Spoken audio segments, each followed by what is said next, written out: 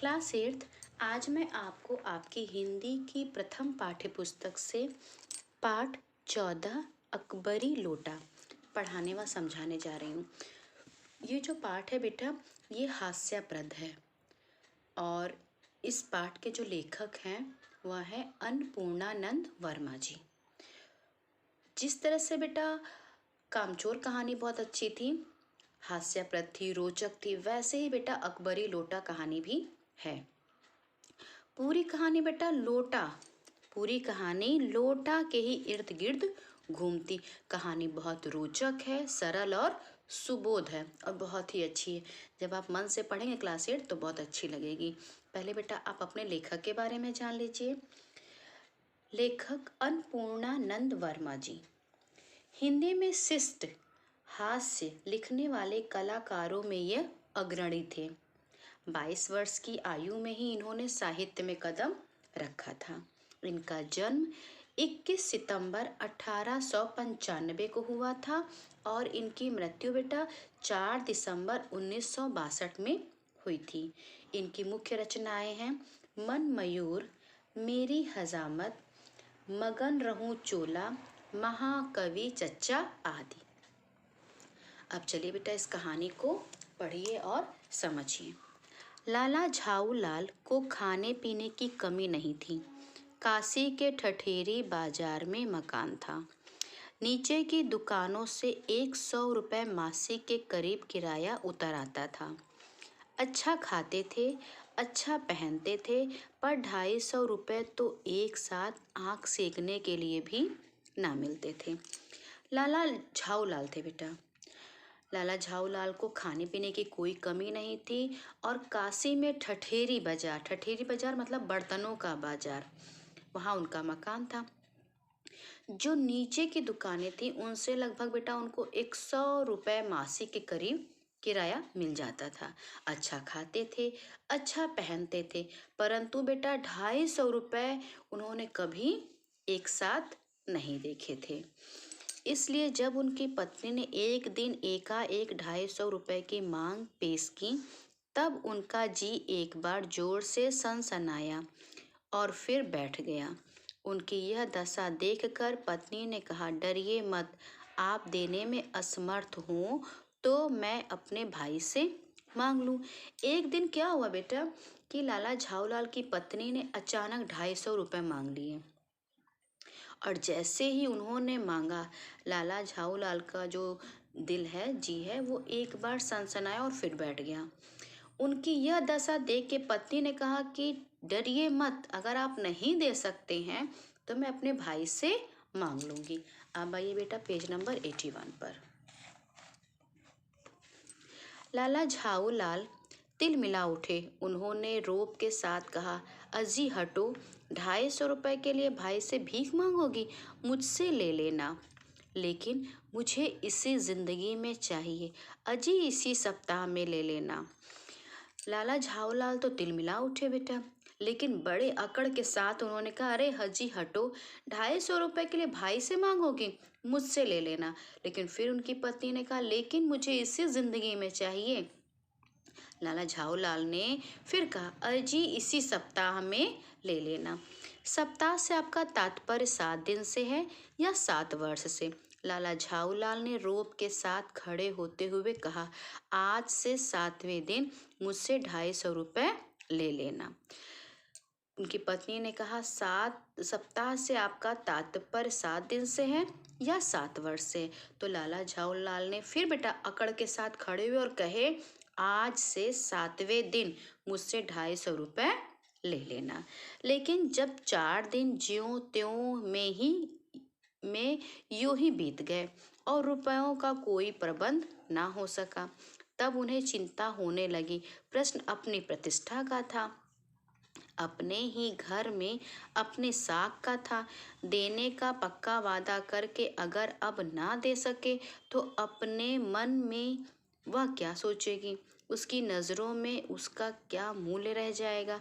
अपनी वाहवाही की सैकड़ों गाथाएं सुना चुके थे। अब जो एक काम पड़ा तो चारों खाने चित्त हो रहे। यह पहली बार उसने मुंह खोलकर कुछ रुपयों का सवाल किया था। इस समय अगर दुम दबाकर निकल भागते हैं तो फिर उससे क्या मुंह दिखलाएंगे। लेकिन बेटा लाला झाऊलाल ने तो कह दिया कि आज से 7वें दिन 250 रुपये ले लेना। लेकिन 4 दिन तो जैसे तैसे बीत गए, लेकिन रुपयों को कोई प्रबंध नहीं हुआ। अब लाला झाऊलाल को चिंता होने लगी, क्योंकि सवाल किसका था? उनकी प्रतिष्ठा का, उनकी इज्जत का था, और उन्होंने देने का पक्का वादा भी किया था। और फिर लाला झाऊलाल ने बेटा अपनी पत्नी को अपनी तारीफों के न जाने कितनी कहानियां सुनाई थी। अब एक काम पड़ा तो चारों खाने चित। और फिर उनकी पत्नी ने पहली बार तो कुछ मांगा था, अगर वह नहीं दे पाए और भाग निकले तो फिर क्या मुंह दिखलाएंगे। लाला झाऊलाल बेटा यही बार बार सोच रहे थे। खैर एक दिन और बीता। 5वें दिन घबराकर उन्होंने पंडित बिलवासी मिश्र को अपनी विपदा सुनाई। संयोग कुछ ऐसा बिगड़ा था कि बिलवासी जी भी उस समय बिल्कुल खुख थे। उन्होंने कहा, मेरे पास है तो नहीं, पर मैं कहीं से मांग जांच कर लाने की कोशिश करूंगा, और अगर मिल गया तो कल शाम को तुमसे मकान पर मिलूंगा। खैर एक दिन तो बेटा और बीत गया।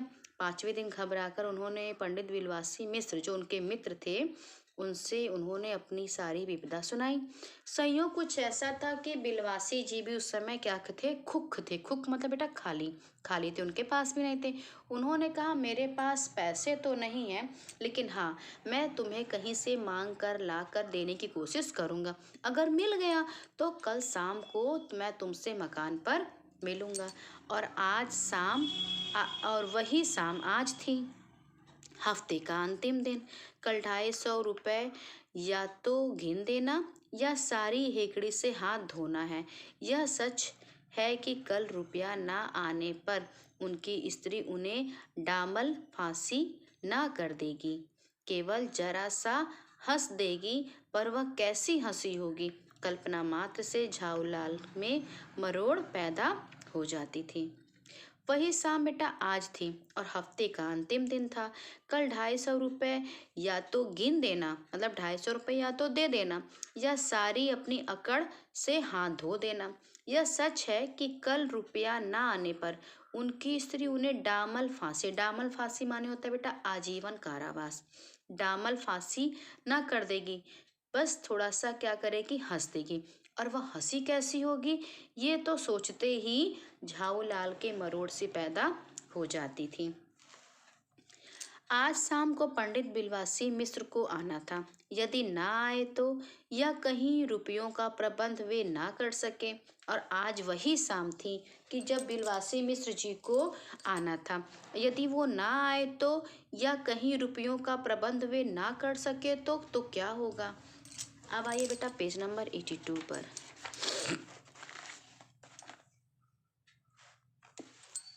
इसी उधेड़ बुन में पड़े लाला झाऊलाल छत पर टहल रहे थे। कुछ प्यास मालूम हुई, उन्होंने नौकर को आवाज दी। नौकर नहीं था, खुद उनकी पत्नी पानी लेकर आई। इन्हीं सब बेटा उधेड़ बुन में लाला झाऊलाल परेशान थे और छत पर टहल रहे थे। तभी उन्हें प्यास लगी और उन्होंने पानी के लिए नौकर को आवाज दी, तो नौकर नहीं था, तो खुद उनकी पत्नी ही पानी लेकर उनके पास आ गई। वह पानी तो जरूर लाई, पर गिलास लाना भूल गई थी। केवल लोटे में पानी लिए वह प्रकट हुई।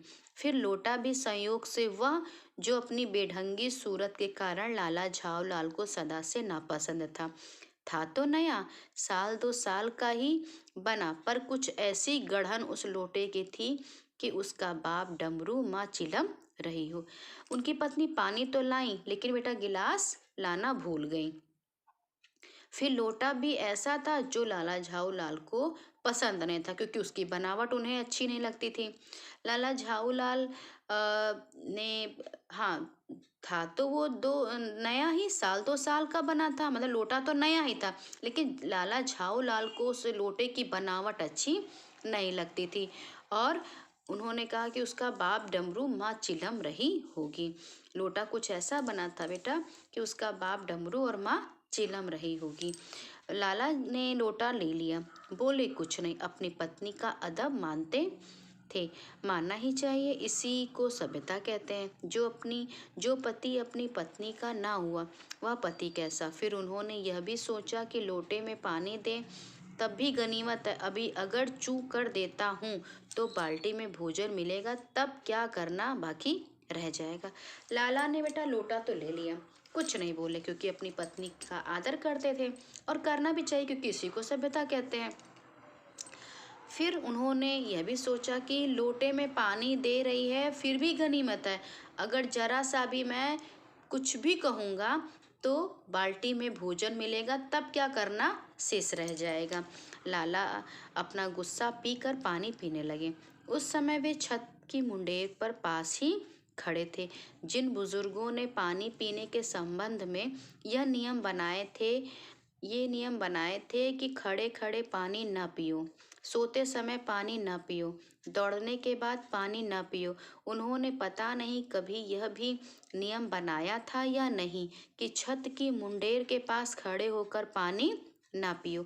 जान पड़ता है कि इस महत्वपूर्ण विषय पर उन लोगों ने कुछ नहीं कहा है।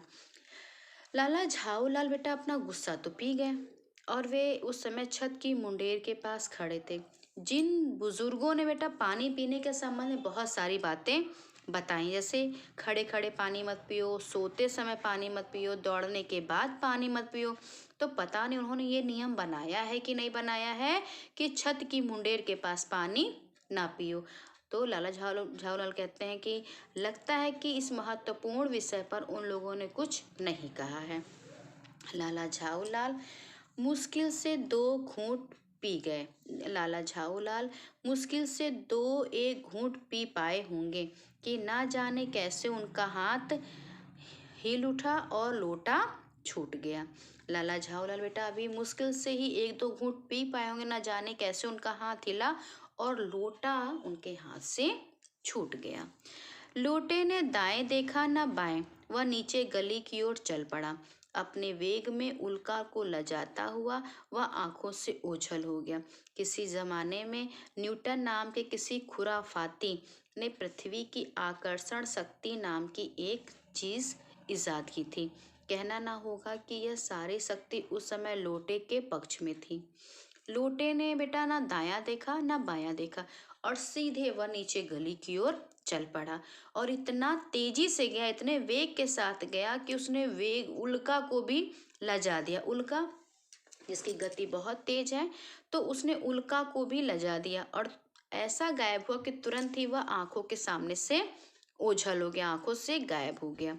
किसी जमाने में न्यूटन नाम के किसी खुराफाती मतलब बेटा शरारती ने पृथ्वी की आकर्षण शक्ति नाम की एक चीज की खोज की थी। इजाद माने तो बेटा खोज की थी। कहना ना होगा कि यह सारी शक्ति जो है इस समय लोटे के पक्ष में ही थी कि लोटा इतना तेज नीचे की ओर गिरा। अब आइए बेटा पेज नंबर 83 पर। लाला को काटो तो बदन में खून नहीं, ऐसी चलती हुई गली में ऊंचे तिमंजले से भरे हुए लोटे का गिरना हंसी खेल नहीं। यह लोटा ना जाने किस अनाधिकारी के झोपड़े पर काशीवास का संदेश लेकर पहुंचेगा। लाला ने जब देखा बेटा कि लोटा नीचे की ओर गिर गया, तो वो इतना ज़्यादा परेशान हुए कि काटो तो उनके बदन में खून नहीं। ऐसी चलती हुई गली में ऊंचे तिमंजले से भरे हुए लोटे का गिरना कोई हंसी तो था नहीं। यह लोटा ना जाने किस अनाधिकारी के झोपड़े पर, झोपड़े मतलब बेटा सर पर, काशीवास मतलब कि अंतिम यात्रा का संदेश लेकर पहुंचेगा। मतलब लोटा सर पे गिरेगा तो वो निश्चित सर पे उतनी ऊंचाई से गिरेगा तो वो व्यक्ति तो बचेगा नहीं, तो काशीवास का संदेश लेकर पहुंचेगा। कुछ हुआ भी ऐसा ही। गली में जोर का हल्ला उठा। लाला झाऊलाल जब तब दौड़कर नीचे उतरे, तब तक एक भारी भीड़ उनके आंगन में घुस आई। और कुछ ऐसा हुआ भी बेटा। गली में जोर का हल्ला हुआ। लाला झाऊलाल दौड़कर नीचे उतरे, तब तक बेटा एक भारी सी भीड़ उनके आंगन में आ पहुंची। लाला झाऊलाल ने देखा कि इस भीड़ में प्रधान पात्र एक अंग्रेज है जो नख सिक से भीगा हुआ है और जो एक पैर को हाथ से सहलाता हुआ दूसरे पैर पर नाच रहा। उसी के पास अपराधी लोटे को भी देखकर लाला झाऊलाल ने जी ने फौरन 2 और 2 जोड़कर स्थिति को समझ लिया। लाला झाऊलाल ने देखा कि जो भीड़ उनके आंगन में आई थी बेटा, इस भीड़ में जो प्रधान था वह था एक अंग्रेज, जो नख सिक, नख मतलब सर से लेके पांव तक भीगा हुआ था, और जो एक पैर को हाथ से सहला रहा था और दूसरे पैर पर वह नाच रहा था। उसी के पास वह अपराधी लोटा भी था, जिसको देखकर लाला झाऊलाल ने तुरंत ही स्थिति को समझ लिया। गिरने से पूर्व लोटा एक दुकान के साइबान से टकराया। वहां टकराकर उस दुकान पर खड़े उस अंग्रेज को उसने सांगोपांग स्नान कराया और फिर उसी के बूट पर आ गिरा। गिरने से पहले लोटा एक दुकान के साइबान, साइबान मतलब छाजन पर टकराया, और फिर वहां से टकराने के बाद उसने अंग्रेज को सांगोपांग मतलब कि ऊपर से नीचे तक स्नान कराया, और फिर उसके बाद उसी के बूट पर, उसके जूतों पर आ गिरा। उस अंग्रेज को जब मालूम हुआ कि लाला झाऊलाल ही उस लोटे के मालिक हैं, तब उसने केवल एक काम किया, अपने मुंह को खोलकर खुला छोड़ दिया। लाला झाऊलाल को आज ही यह मालूम हुआ कि अंग्रेजी भाषा में गालियों का ऐसा प्रकांड कोश है। उस अंग्रेज को जब ये मालूम हुआ बेटा कि लाला झाऊलाल ही उस लोटे के मालिक है, तो उसने सिर्फ एक काम किया कि अपने मुंह को खोलकर खुला छोड़ दिया। मतलब कि वो लगातार बोलता रहा, बोलता रहा, बोलता रहा, अंग्रेज अपना मुंह बंद ही नहीं कर रहा था। और लाला झाऊलाल को अंग्रेज का ऐसा बोलना देखकर आज ही ये मालूम हुआ कि अंग्रेजी भाषा में भी गालियों का बहुत बड़ा एक कोश है। इसी समय पंडित बिलवासी मिश्र भीड़ को चीरते हुए आंगन में आते दिखाई पड़े। उन्होंने आते ही पहला काम यह किया कि उस अंग्रेज को छोड़कर और जितने आदमी आंगन में घुस आए थे सबको बाहर निकाल दिया। फिर आंगन में कुर्सी रखकर उन्होंने साहब से कहा, आपके पैर में शायद कुछ चोट आ गई है, अब आप आराम से कुर्सी पर बैठ जाइए। इसी समय बिलवासी मिश्र भी भीड़ को चीरते हुए, भीड़ को हटाते हुए आंगन में आ गए, और उन्होंने सबसे पहला काम बेटा ये किया कि अंग्रेज को छोड़कर बाकी जितने आदमी थे आंगन में सबको पहले बाहर निकाल दिया। फिर आंगन में कुर्सी रखकर उन्होंने साहब से कहा, आपके मतलब साहब से मतलब अंग्रेज से कहा, आपके पैर में शायद कुछ चोट आ गई है, अब आप आराम से कुर्सी पर बैठ जाइए। साहब बिलवासी जी को धन्यवाद देते हुए बैठ गए और लाला झाऊलाल की ओर इशारा करके बोले, आप इस शख्स को जानते हैं? बिल्कुल नहीं, और मैं ऐसे आदमी को जानना भी नहीं चाहता जो निरीह राह चलतों पर लोटे से वार करे। फिर बिलवासी जी ने अंग्रेज से कहा कि अंग्रेज ने बिलवासी जी को धन्यवाद देते हुए बैठ गए और लाला झाऊलाल की ओर इशारा करके बोले। साहब बिलवासी जी को धन्यवाद देते हुए बैठ गए और फिर लाला झाऊलाल की ओर इशारा करके बोले कि क्या आप इस आदमी को जानते हैं? अंग्रेज ने कहा, बिल्कुल नहीं, और मैं ऐसे आदमी को जानना भी नहीं चाहता जो निरीह मतलब जिन्होंने कोई गलती ही नहीं की है और ऐसे राह चलते लोगों पर वो लोटे से वार करता हूँ। क्लास 8 आज बेटा आप यहाँ तक पढ़ेंगे और कहानी का जो भी शेष भाग है आप वो भी बेटा पढ़ेंगे। जितना मैं पढ़ा चुकी हूँ वो तो पढ़ेंगे बेटा, जो शेष भाग है आज वो भी आप कहानी का पढ़ लीजिएगा।